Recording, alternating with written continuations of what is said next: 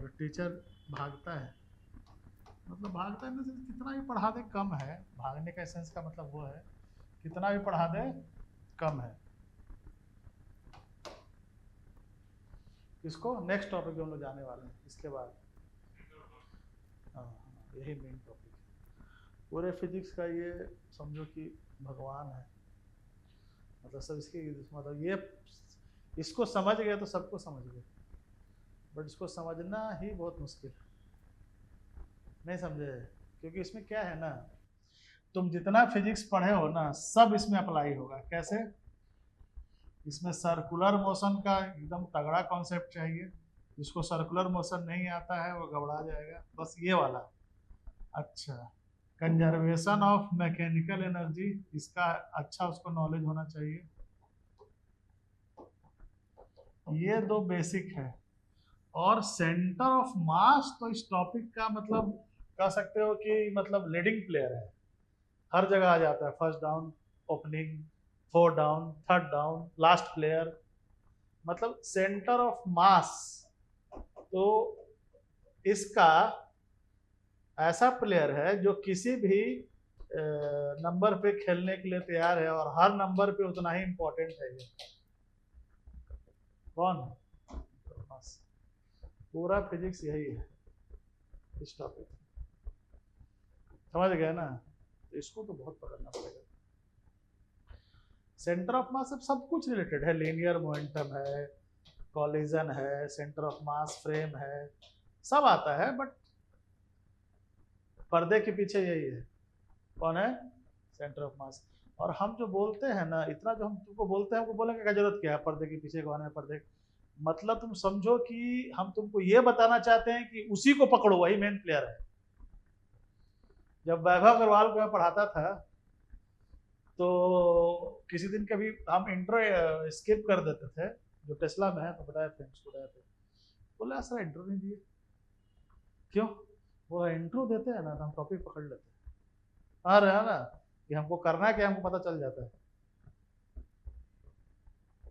तो उसको समझ आता है कि सर पहला दिन जो पहला वर्ड बोलते हैं ना, वो इस टॉपिक का सब कुछ होता है। मतलब उसको अगर हम ध्यान से समझ गए तो हम टॉपिक उड़ा देंगे।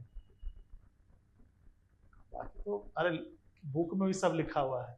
हमसे या किसी भी टीचर से पढ़ने का मतलब है तुमको ना वो चीज पकड़वाए ना जो तुमको तुमको टीचर की जरूरत ना हो। नहीं समझे ना? तुम खुद अप्रोच कर सकते हो। पढ़ाने का मतलब तो यही है। एनीवे पॉइंट पे आते हैं। तो सेंटर ऑफ मास में अब इसका मोशन, हाँ ये अब ये यही सब कुछ है। देखो कैसे हम छोटा छोटा पहले एग्जांपल देते हैं, उसको पढ़ा नहीं रहे हैं, बस बता रहा है। इसमें आते हैं। अब मान लो बोलेगा कि कोई रॉड है, रॉड है, ठीक है, रॉड है, ठीक है, रॉड है।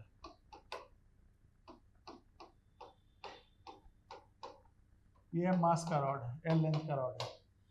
ये नेक्स्ट टॉपिक पे पढ़ना है। बोलेगा कि इसका हमको टेंजेंशियल एक्शन, सेंट्रीपिटल एक्शन चाहिए। कब? जब ये इस पोजीशन में, इसके पास एंगुलर वेलोसिटी कितना है या जो भी है एक्स, तो ये तो रॉड है, ये तो पॉइंट पार्टिकल है नहीं। तो मेरा फोकस चला जाएगा सेंटर ऑफ मास पे। कहाँ चला जाएगा? सेंटर ऑफ मास पे। हम बोलेंगे ये रहा सेंटर ऑफ मास। तुमको बस ये रेड वाला का फिजिक्स देखना है, बाकी कुछ नहीं देखना है। छोड़ दिए, सेंटर ऑफ मास की ट्रेजेक्टरी देखनी है। सेंटर ऑफ मास अगर सर्कुलर मोशन में है तो सर्कुलर मोशन में है। और ये रहा हमारे लिए पॉइंट पार्टिकल, और न्यूटन थर्ड लॉ अप्लाई कर देना है। Second law, third law, first law, जो अप्लाई करना है, वर्क एनर्जी थ्योरम, जो अप्लाई करना है सब अप्लाई करना है। Conservation of angular momentum, impulse, जो फिजिक्स अप्लाई करना है सब डाल दो, बट पहले सेंटर ऑफ मास का मोशन पकड़ लो। क्या बोले? वो मेन प्लेयर है, उस आदमी को पहले पकड़ो, कहाँ कहाँ जाता है। हाँ रहे हो ना? सीबीआई की तरह रेड मारो, हाँ रहे हो ना? वही मेन प्लेयर है, ठीक है। तो जब हम सेंटर ऑफ मास को पकड़ लेते हैं तो लमसम फिजिक्स तो उतना अगर है बच्चा ठीक तो खींच देगा फिजिक्स। हाँ रहे हो ना? वो समझ में आ जाएगा क्या करना है हमको। कंजर्वेशन ऑफ एंगुलर मोमेंटम क्या होता है, लीनियर, सब तुमको पता है, बट ये आदमी अगर पकड़ में नहीं है तो क्या, क्योंकि तुम जो भी फिजिक्स सोचोगे इसके अकॉर्डिंग सोचोगे, नहीं समझे। और ये आदमी को, ये आदमी के बारे में मतलब इसकी ट्रेजेक्ट्री, इसका मोशन, इसकी प्रॉपर्टी तुमको सब पता होना चाहिए, ये निकलता कैसे है, क्या है, नहीं है, ठीक है। चलिए अब आते हैं, अब पॉइंट पे आते हैं। अब सेंटर ऑफ मास का मोशन देखना है, तो इसमें दो थियोरी बोलते हैं। पहले हम फोर्स मेथड में आते हैं, पहले फोर्स मेथड की बात करते हैं।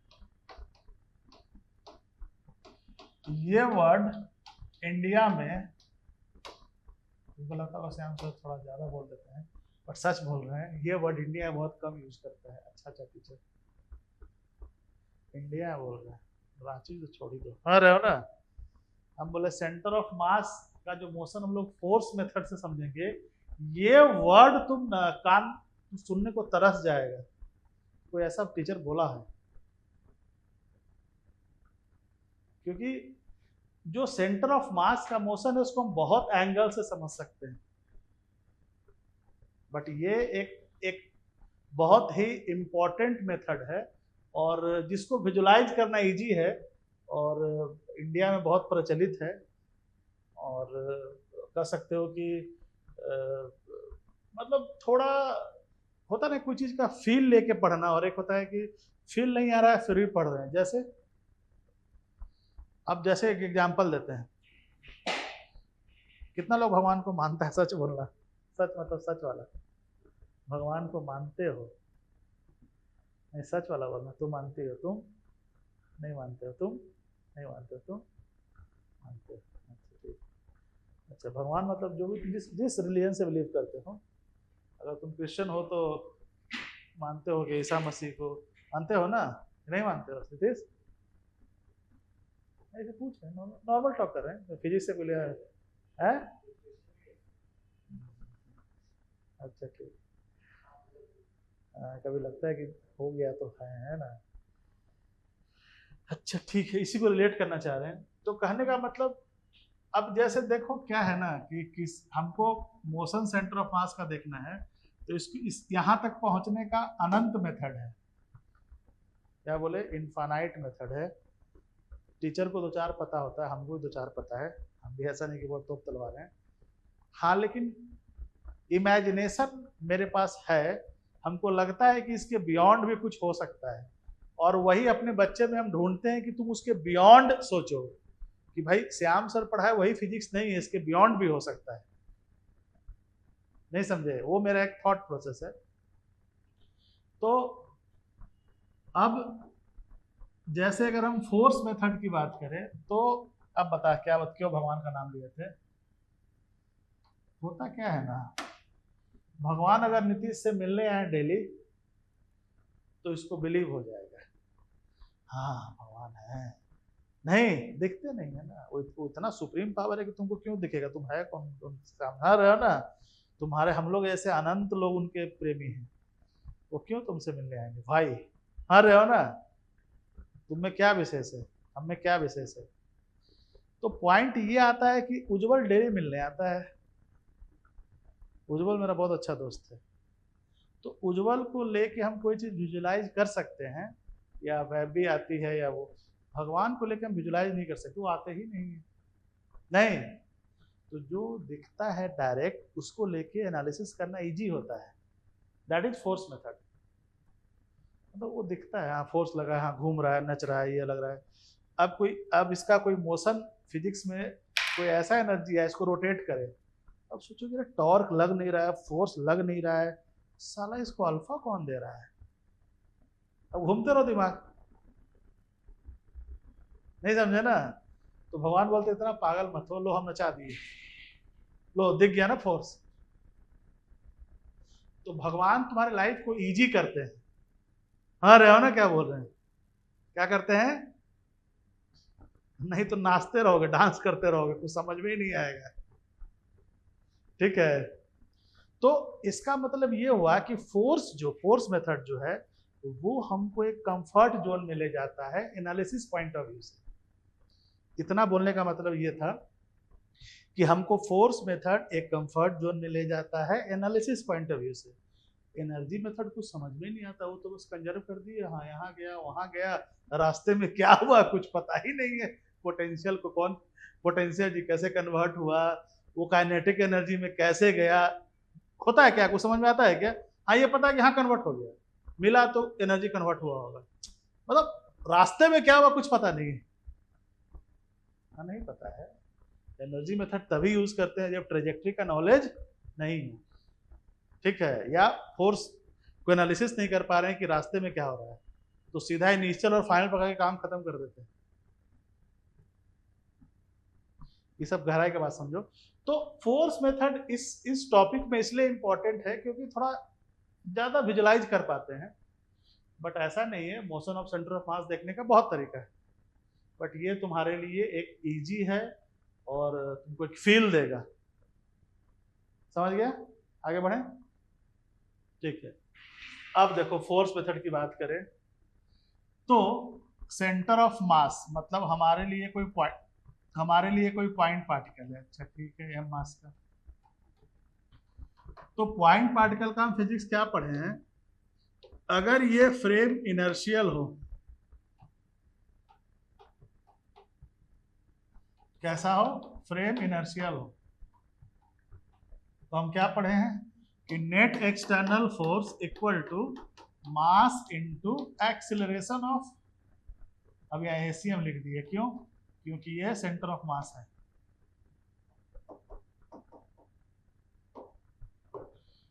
क्योंकि ये बन गया, इसको हम रिजिड बॉडी बना दिए, इसको पॉइंट पार्टिकल से हम रिप्लेस कर दिए। तो ये इक्वेशन हम लिखेंगे कब, इस चैप्टर से। अब हमारे लिए रिजिड बॉडी को हम सेंटर ऑफ मास में कन्वर्ट कर सकते हैं, और जैसे ही पॉइंट पार्टिकल हो जाएगा हम पॉइंट पार्टिकल का मैकेनिक्स यूज कर देंगे। सिंपल सा लॉजिक है, एकदम सिंपल सा लॉजिक है। पहले इसको हम पॉइंट पार्टिकल में कन्वर्ट कर देंगे, फिर पॉइंट पार्टिकल का मैकेनिक्स हम यूज कर देंगे। इसमें क्या दिक्कत है? कोई दिक्कत नहीं, यही तो चाहता था फिजिसिस्ट, समझ रहे हो ना। फ्रेम इनर्शियल नहीं रहेगा तो क्या लिखेंगे, तो लिखेंगे सूडो फोर्सेस पे ऐड करना पड़ेगा।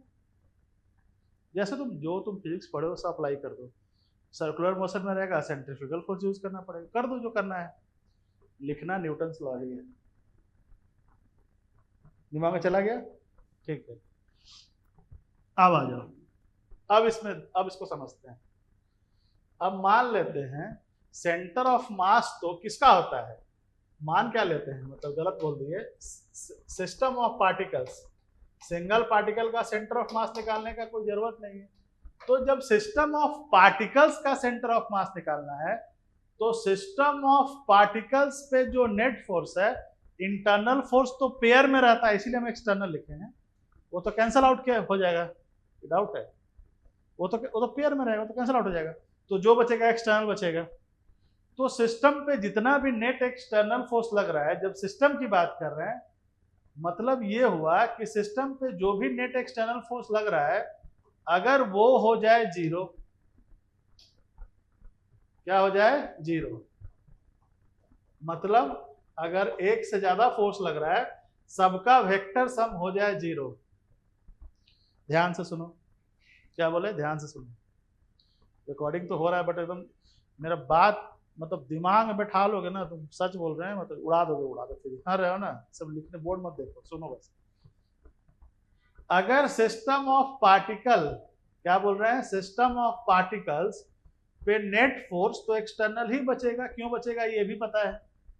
अच्छा, जो अगर external force, net external force zero हो गया सिस्टम ऑफ पार्टिकल्स का, तो हम क्या क्या कंक्लूड कर सकते हैं, क्या कंक्लूड कर सकते हैं भाई, तो कंक्लूड ये कर सकते हैं कि सिस्टम ऑफ पार्टिकल्स पे अगर नेट फोर्स जीरो हो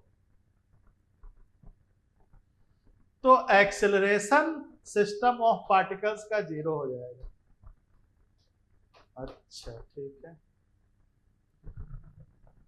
नहीं ये तो क्लियर कट, ये मैथमेटिकल एक्सप्रेशन बता रहा है कि अगर थोड़ा सा और एडवांस जाए, एडवांस मतलब थोड़ा और गहराई में जाए, तो गहराई ये बोलता है कि अगर एफ एक्सटर्नल जीरो हो जाए तो न्यूटन लॉ एक्चुअली ये है, लीनियर मोमेंटम ये हो जाएगा, मतलब linear momentum system of particles पे। अब सिस्टम ऑफ पार्टिकल्स पे जो एफ एक्सटर्नल जीरो हो, अब इसमें दो कंडीशन है। क्या कंडीशन है? हो सकता है किसी पार्टिकुलर डायरेक्शन का जीरो हो, मतलब उज्जवल का प्रेम किसी पार्टिकुलर व्यक्ति के लिए हो, या हो सकता है प्रेम सबके लिए हो, नहीं है ना, क्या हो सबके लिए, यूनिवर्सल है। तो अगर पार्टिकुलर डायरेक्शन में जीरो है तो पार्टिकुलर डायरेक्शन का एक्सेलरेशन जीरो हो जाएगा, और अगर ओवरऑल जीरो है तो ओवरऑल जीरो हो जाएगा। हाँ, कुछ भी हो सकता है, ये वेक्टर सम है। तो ध्यान रखना है कि सेंटर ऑफ मास का एक्सेलरेशन यानी motion of centre of mass किसी पार्टिकुलर डायरेक्शन में कांस्टेंट हो सकता है, जीरो हो सकता है, मान लो वेलोसिटी ही जीरो हो, इनिशियल वेलोसिटी जीरो हो, तो मोशन ही नहीं में जाएगा, वो जाएगा क्या, फोर्स ही जीरो तो मोशन कहाँ से जाएगा। हाँ, अगर पहले से वेलोसिटी हो और सिस्टम पे नेट एक्सटर्नल जीरो हो तो वेलोसिटी कांस्टेंट रहेगा। तो किसी पार्टिकुलर डायरेक्शन में भी हो सकता है या ऑल डायरेक्शन में हो सकता है, ठीक है। हाँ, तो ये तुमको क्वेश्चन में देखना पड़ेगा, ये मतलब वो क्वेश्चन बताएगा क्या, देखना पड़ेगा नेट फोर्स किसी पार्टिकुलर डायरेक्शन का जीरो है कि ओवरऑल जीरो। मुझे बात समझ रहा है क्या बोल रहा है ना, मतलब किसी पार्टिकुलर डायरेक्शन का जीरो है या ओवरऑल जीरो है, वो थोड़ा देखना। और अगर नेट एक्सटर्नल जीरो हो गया, अगर सेंटर ऑफ मास एक्सेलरेटेड नहीं है तो लीनियर मोमेंटम कंजर्व होगा। सेम चीज किसी पार्टिकुलर डायरेक्शन में हो सकता है या ओवरऑल हो सकता है, इसमें हम अलग से आएंगे अभी, ठीक है। तो यहां से अगर हम कंक्लूड करें, अभी सेंटर ऑफ मास पे आते हैं, लीनियर मोमेंटम छोड़ दो, तो समझ में ये आया कि अगर एसीएम यानी acceleration of centre of mass अगर जीरो हो तो motion of centre of mass का दो स्थिति बनता है, या तो VCM कांस्टेंट होगा या जीरो होगा, मतलब displacement of centre of mass zero.